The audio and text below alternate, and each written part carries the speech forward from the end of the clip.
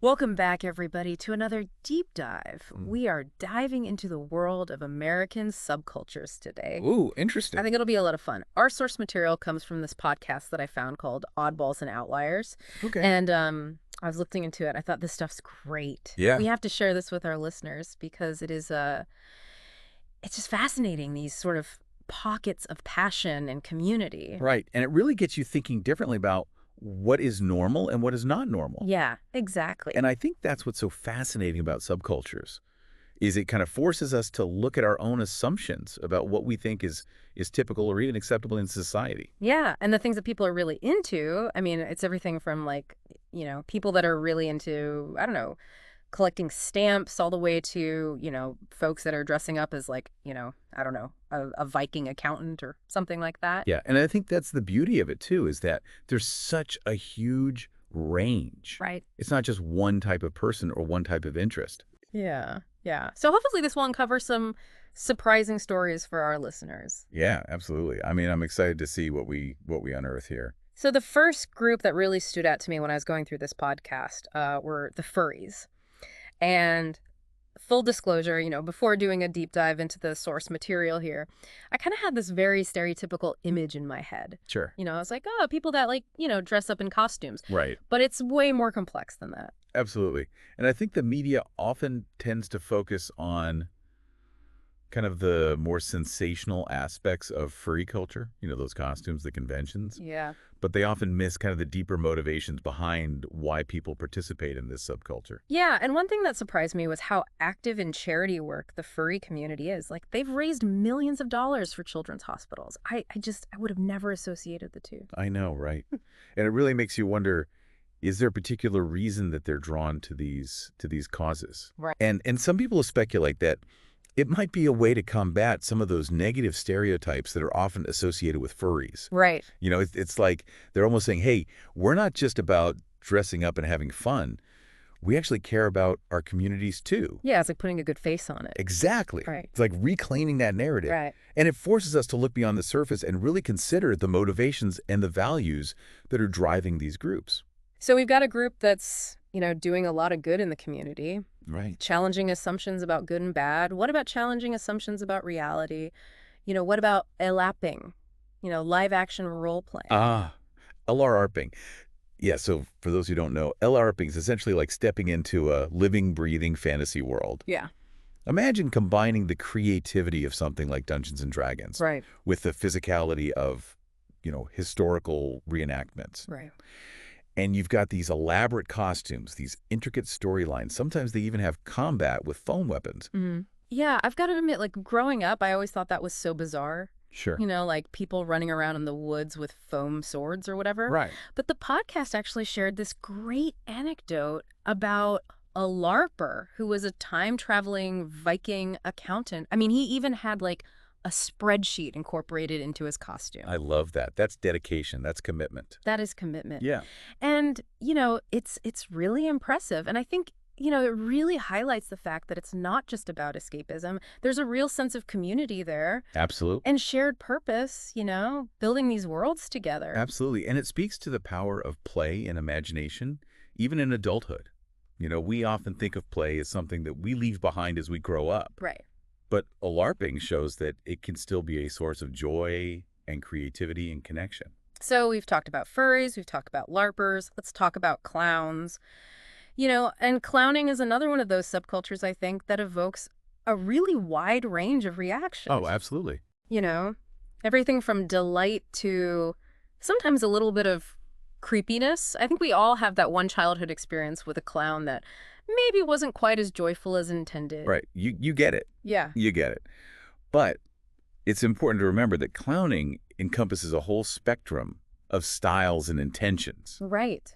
There's everything from clowning ministries that bring joy to communities to things like the Clown Girl Gang in Coney Island. Yeah. Who blend, burlesque with traditional clowning. Uh-huh. And then they're trying to challenge stereotypes. Yeah. I mean, that's pretty wild. It's wild. I mean, that just shows you the diversity, right? Yeah. It's just within that one type of thing. Right. I mean, it goes back to what we were saying about challenging assumptions. Absolutely. The same archetype can evoke, completely different responses. Yeah. based on, I don't know, our own individual experiences or cultural conditioning. I don't know. Exactly. And it makes you realize how subjective these perceptions of these subcultures can be. Right. What seems bizarre or off-putting to one person could be a source of joy and connection to another. So speaking of subjective perceptions, how about we talk about, professional mourners? Oh, this is a fascinating one. So is this what it sounds like? People who are paid to grieve at funerals? Yes, you heard that right. Believe it or not, professional mourning is actually a thing. And it's not just some modern invention. It has roots that go all the way back to ancient Rome. Wow, I had no idea it went back that far. Yeah, and it's actually still practiced in various parts of the world today. Mm. In some cultures, it's seen as a sign of respect, to have a big emotional display of grief at a funeral. So I'm curious, like what do these professional mourners do? Do they just stand around looking sad? Or is there more to it? Oh, there's definitely more to it. Their services can range from wailing and singing hymns to even fainting spells to really ramp up that emotional intensity at the funeral. So they're almost like actors. Exactly. They're playing a role to enhance that whole mourning process. That's fascinating. Yeah, it's kind of like theatrical performance, but within this really personal and emotional event. And really makes you think about the nature of grief itself. Mm. Is Yeah. it something that can be performed authentically? Hmm. Or is it always, this really personal internal experience? It definitely makes you think. Yeah. And it challenges us to broaden our understanding of human behavior and realize that what might seem really strange or unfamiliar to us could actually have deep cultural significance for others. So ready for a complete change of pace. Hit me. How about competitive duck herding? Wait, what? I'm serious. No! Apparently there are these, very highly trained border collies, and they herd ducks through obstacle courses. No way. Yes, and there are even national championships for this. So it's basically sheep herding, but with ducks. I love it. That's amazing. Ducks. I know, and get this, the ducks sometimes wear little hats. Okay, so we've got ducks sat in hats Yeah. being herded by dogs. This has to be the most unexpectedly delightful subculture we've talked about today. Right. I love it. It's like something straight out of a children's book. But it does raise an interesting question, like, what drives people to dedicate their time and energy to something like this? Right. What is the Yeah. appeal? Yeah. Is it the skill of the dogs? Is it the inherent absurdity of it all? Is there something deeper there? I don't know. Maybe it's a combination of all of those things. Yeah. Right? The skill, the humor, the sense of community among the people that do it. It's like it definitely challenges what a sport can be. Absolutely. And it speaks to the diversity of human interests, right? I mean, there's clearly something about this activity that resonates with people, Yeah. even if, at first glance it seems utterly bizarre. Totally. It kind of reminds me that we shouldn't be so quick to dismiss things as weird or pointless. Maybe there's this whole hidden world of passion and intrigue beneath the surface, just waiting to be discovered. Absolutely. And who knows, maybe there's a subculture out there that's perfect for you, Right. just waiting to be explored. That's a good thought. Yeah. As we're talking about all this, it really makes you think about how we even define normal in the first place. Right. It's so interesting how these communities highlight how fluid and subjective that concept is. Totally.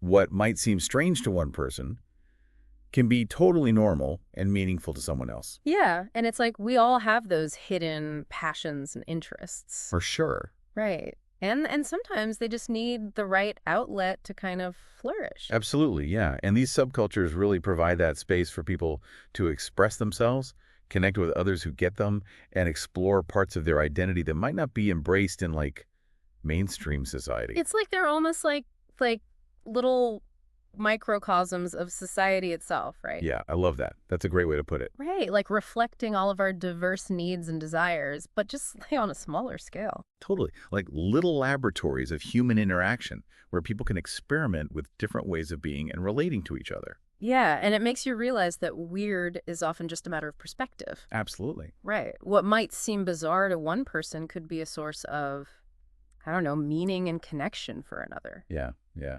And that's such a valuable lesson to keep in mind as we kind of navigate this world that's becoming increasingly diverse and interconnected. Yeah, for sure. It's a reminder to approach the unfamiliar with curiosity and empathy, rather than judgment. Couldn't agree more. So I'm curious, what stood out to you the most so far in our little exploration of these subcultures? Was there a particular group that kind of resonated with you or challenged your assumptions in a way you weren't expecting? Honestly, I'm still kind of stuck on the furries. Okay. You know, the fact that they've created this so supportive and creative community Right. and their dedication to charity work, I mean, that really challenges those kind of, I don't know, those preconceived notions. Yeah, I totally get that. There's a certain vulnerability and fearlessness in embracing something as unique as, furry fandom, Right. and that focus on giving back really speaks volumes about their values. Makes you wonder if maybe we could all learn a thing or two from these so-called oddballs. I think you're onto something there. Maybe by embracing our own weirdness a little bit, we can tap into a deeper sense of authenticity and connection. So are we all signing up for competitive duck herding now? Is that what we're saying? Well, maybe not all of us, Hmm. but I do think there's value in, exploring those interests that might make us feel a little different. Who knows what we might discover about ourselves in the process. Right. But seriously, though, duck herding with hats. I know, it's amazing. It's got to be the most purely delightful thing we've talked about all day. I can't get that image out of my head. It's pretty hard to top, I'll give you that. But it raises an important point, I think, about finding joy in unexpected places. Yeah, yeah. And it ties back to what we were saying earlier about the power of play. Totally. Right. Maybe as adults, we sometimes forget to, make space for that kind of lightheartedness. Absolutely. We get so caught up in, the serious business of adulting, we forget to nurture that sense of wonder and curiosity. Oh, right. And these subcultures, I think they remind us that it's okay to embrace the absurd, you know, find joy in the unexpected. Yeah. Let our freak flags fly a little bit. I love that. Letting our freak flags fly. That should be the tagline for this whole, deep dive. I'm here for it. Right. But before we get too carried away with our own, metaphorical flag waving, I do think it's important to acknowledge that, not all subcultures are created equal. Right. Right. We've been focusing on some of the more lighthearted, positive examples today. Yeah. But there are certainly groups out there that can be, harmful or even dangerous. Right. So it's crucial to remember that acceptance and understanding have their limits. We should never condone or, glorify groups that promote hatred or violence or anything illegal. Absolutely. It's about finding that balance between open-mindedness and critical thinking. Exactly, yeah. We should approach all groups, I think, with curiosity and a willingness to learn, but also with a healthy dose of discernment. So it's more than just exploring quirky subcultures. It's about, questioning our assumptions, expanding our understanding of human behavior, and maybe even discovering something new about ourselves along the way. Yeah, I think that's a great way to sum it up. It's about recognizing the richness and complexity of the human experience, even in its most unconventional forms. Well said. Do you have a final thought you want to leave our listeners with today? I do. I'd like to leave everyone with this thought. What seemingly weird subcultures might actually reveal some really fascinating aspects of human behavior or community if we just look beneath the surface. Maybe there's a group or an activity that you've always kind of dismissed as strange or frivolous. Yeah, right. Or maybe there's something you've always been secretly curious about, but, never had the courage to explore. Yeah. So remember, every subculture has a story to tell, and it's up to us to listen with an open mind and a willingness to learn. So before we wrap up, I'd love to hear from you. What subcultures have you encountered that at first, maybe seemed a little strange, but turned out to be really interesting? One that comes to mind for me is the world of competitive Rubik's Cube solving. Oh, wow. I've seen videos of those speed cubers online solving those puzzles in like seconds. It's mind-blowing. It really is. Yeah. And when you delve into that community, you discover this incredible blend of logic, dexterity, and strategic thinking. I bet there's a ton of math and algorithms involved. Oh, absolutely. Oh, But it's also about practice, muscle memory, and even a bit of performance. okay. Some of these speed cubers have like signature moves and styles that are just as entertaining as they are impressive. So it's like a combination of sport, art, and science all in one. Exactly. And that's what makes it so fascinating. It's a subculture that really challenges our perceptions of what a game can be. I love that. And it just reminds me that there are so many hidden worlds out there just waiting to be explored. Totally. So the next time you encounter something that seems a little out there, Yeah. don't shy away from it. Right. Embrace that curiosity ask questions, and you might just discover a whole new world of passion and intrigue. It's amazing to think about something like, a Rubik's Cube. Yeah. As simple as it seems, Yeah. it can open up this whole world of like complexity and community. It really does. And it speaks to that idea that passion can really be found anywhere Yeah. if we're just open to looking for it. I think that's a great point, and I think that's a perfect note for us to start to wrap up on. Yeah. We've covered so much today. Well, yeah. From furries and their dedication to charity work to Right.